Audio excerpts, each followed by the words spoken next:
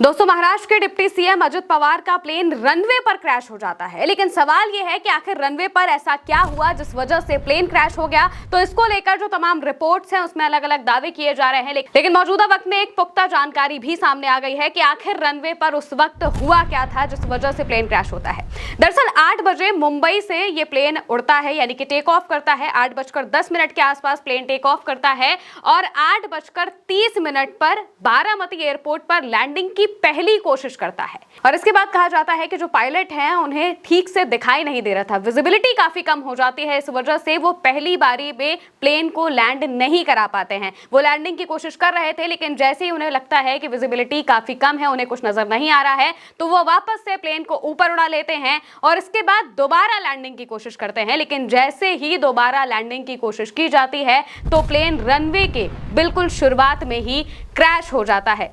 फिसलता है वो plane runway पर और उसके बाद क्रैश होकर पास की ही जगह पे, जहां पर झाड़ियां हैं, जहां पर देखेंगे, जहां पर जो मलबा दिखाई दे रहा है प्लेन का, उस जगह पर वो प्लेन क्रैश हो जाता है। 8:43 के आसपास दोबारा लैंडिंग की कोशिश की जाती है और 8:45 पर यह प्लेन रडार से गायब हो जाता है।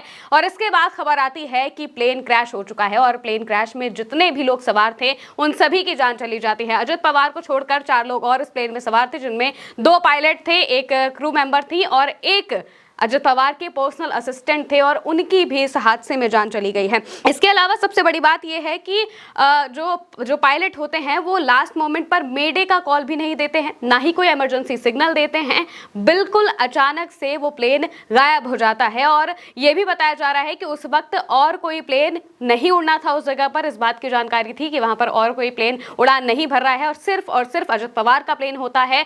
लेकिन अचानक से रनवे पर प्लेन फिसल जाता है और शायद पायलट को इतना भी वक्त नहीं मिल पाया कि वो मेडे कॉल कर पाते। जैसे ही प्लेन फिसलता है और इसके बाद वो प्लेन तुरंत क्रैश हो जाता है। रनवे के मुहाने पर ही प्लेन क्रैश हो जाता है और उस वक्त आसपास के जो लोग हैं वो पास के खेतों में काम कर रहे होते हैं। उन्हें आवाज आती है, धमाके की आवाज आती है, एक के बाद एक करीब 2 से 3 धमाकों की आवाज आती है। यानी कि जैसे ही प्लेन क्रैश होता है तो फ्यूल टैंक में आग लगती है और बहुत जोर से धमाके की आवाज आती है।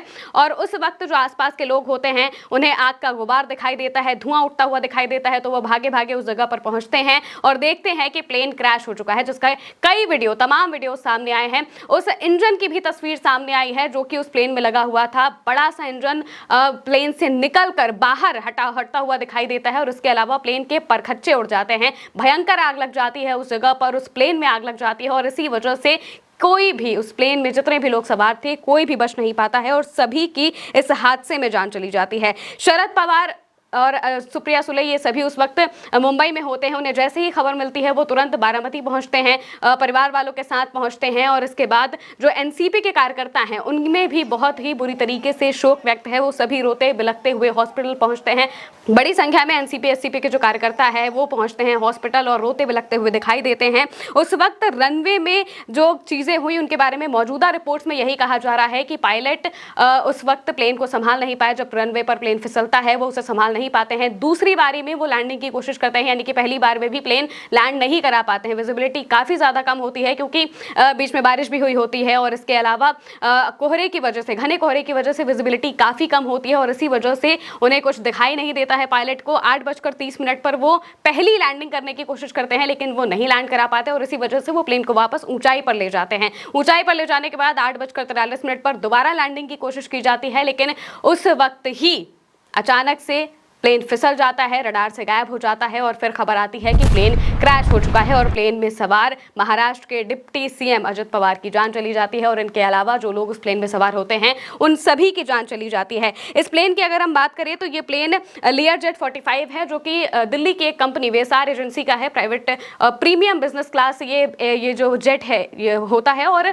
इसकी खासियत की अगर हम बात करें तो ये काफ़ी अच्छी परफॉर्मेंस वाला प्लेन बताया जा रहा है। यानी कि इसे आमतौर पर इन्हीं वजहों से यूज किया जाता है। जो बिजनेसमैन हैं, जो पॉलिटिशियंस हैं, वो इस प्लेन को यूज करते हैं क्योंकि ये छोटे रनवे पर भी टेक ऑफ कर सकता है और काफ़ी ज़्यादा इसमें अच्छी फैसिलिटीज़ होती हैं और इसी वजह से इस प्लेन का इस्तेमाल किया जाता है। काफ़ी प्रीमियम क्लास का ये प्लेन होता है, जेट होता है, जो कि अब क्रैश हो चुका है और इसकी तस्वीरें सामने हैं। क्रैश की भयंकर जो तस्वीरें हैं वो दिखाई दे रही हैं कि उस स्थान पर, जिस जगह पर ये घटना होती है, वहाँ पर जब पुलिस वाले पहुँचते हैं, वहाँ पर जो स्थानीय लोग पहुँचते हैं वो देखते हैं तो ये मंजर काफ़ी ज़्यादा भयावह होता है कि प्लेन के परखच्चे उड़ चुके हैं, नज़र ही नहीं आ रहा है कि वहाँ पर कोई प्लेन था। और इसी वजह से जो रेस्क्यू की टीम्स है वो पहुँचती हैं, तुरंत वहाँ से लोगों को लेकर जाया जाता है, जो भी लोग उस प्लेन में सवार थे।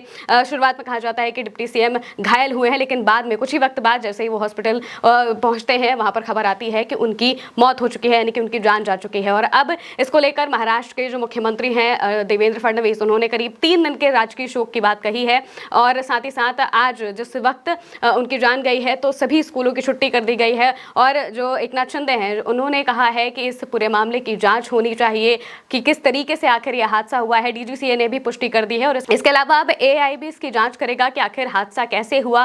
ब्लैक बॉक्स निकाला जाएगा और उनमें सारी जांच होगी कि आखिर किस तरीके से यह हादसा हुआ, आखिर ऐसा क्या हो गया कि जिस वजह से प्लेन क्रैश हो जाता है, रनवे पर फिसल जाता है। हालांकि मौजूदा रिपोर्ट में यही कहा जा रहा है कि विजिबिलिटी कम होने की वजह से रनवे पर यह प्लेन क्रैश होता है और डिप्टी सीएम की इस पूरे हादसे में जान चली जाती है। जो महाराष्ट्र के मुख्यमंत्री हैं देवेंद्र फडणवीस, उन्होंने 3 दिन के राजकीय शोक की घोषणा की है और इसके अलावा अंतिम संस्कार का भी फैसला लिया है कि राजकीय तरीके से उनका अंतिम संस्कार कराया जाएगा। और इसके साथ साथ में वो लेटर भी सामने आया है जिसमें अजित पवार का नाम लिखा हुआ दिखाई दे रहा है और उनके जो पर्सनल असिस्टेंट थे विदित जाधव, उनका नाम है, पिंकी माली उनका नाम है। ये पैसेंजर का मैनिफेस्ट है, यानी कि जिस तरीके से आप अगर फ्लाइट में जाते हैं तो आपको टिकट मिलता है, उसका जो फ्लाइट का जो बोर्डिंग पास है वो मिलता है, उसी तरीके से जब प्राइवेट जेट में जाया जाता है तो उसमें पैसेंजर का मैनिफेस्ट होता है। उसमें सारी डिटेल होती है कि कौन कौन पैसेंजर और कौन कौन क्रू मेंबर इस फ्लाइट में, इस प्लेन में सवार होंगे। तो उसका जो लेटर है वो भी सामने आया है जिसमें नाम साफ तौर से दिखाई दे रहा है, अजित पवार लिखा हुआ है, उनके नीचे विदित जाधव का नाम है और उनके नीचे जो अटेंडेंट थी, फ्लाइट की जो अटेंडेंट थी पिंकी माली, उनका नाम दिखाई दे रहा है। और साथ ही साथ क्रू नेम में सुमित कपूर और कैप्टन शांभवी पाठक, ये दोनों ही मेल और फीमेल कैप्टन थे इस प्लेन के, और यानी कि जो पायलट होते हैं वो इस प्लेन में सवार थे और इन सभी के नाम इस लेटर में सामने आए हैं। और इसके बाद पता चलता है कि ये जो प्लेन है ये क्रैश हो चुका है। अब इस पूरे मामले की जांच की जाएगी कि आखिर किस तरीके से ये प्लेन क्रैश हुआ है। फिलहाल के लिए मेरे साथ इस खबर में इतना ही। आप देखते रहिए उल्टा चश्मा न्यूज़।